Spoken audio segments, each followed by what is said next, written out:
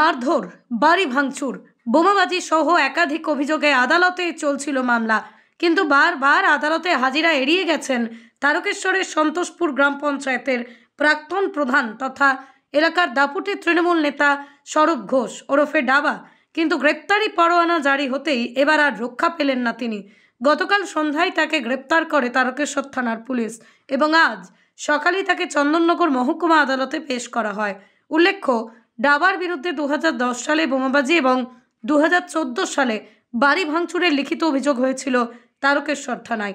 দুটি ঘটনায় মামলা চলছিল আদালতে, কিন্তু আদালতে মামলা চললেও বারবার হাজিরা এড়ানোর কারণে গ্রেপ্তারি পরোয়ানা জারি হতেই তাকে গ্রেপ্তার করে পুলিশ।